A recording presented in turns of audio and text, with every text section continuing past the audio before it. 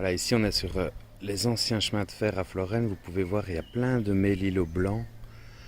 Ce qui est en mauve là, c'est de la vipérine. C'était utilisé autrefois comme antivenin. Ce qui est jaune là, c'est le millepertuis avec lequel on fait la fameuse huile rouge.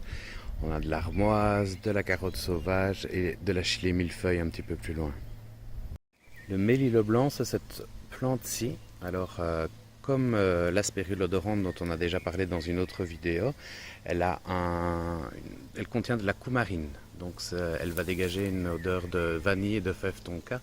Elle est d'ailleurs utilisée en pâtisserie encore aujourd'hui. Alors ici, c'est du mélilot aussi, mais c'est le mélilot jaune, donc c'est la variété officinale en fait. Mais ils ont tous les mêmes propriétés, donc c'est-à-dire anti-inflammatoire, antispasmodique, fluidifie le sang, et il a aussi des propriétés calmantes sédatives. Donc comme le mélilot blanc est plus haut, et qu'ils ont les mêmes propriétés, on va privilégier celui-là parce que non seulement c'est plus facile à cueillir, mais c'est aussi plus sûr au niveau des déjections d'animaux en fait, hein, de la qualité de la plante.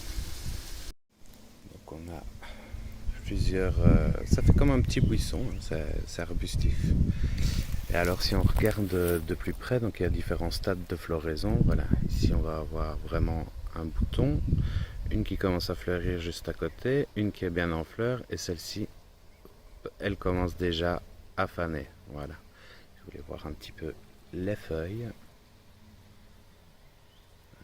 Et quand ça sèche, hein, vraiment, c'est là que ça va dégager cette odeur de coumarine et qui va pouvoir être utilisée en pâtisserie. Amusez-vous bien!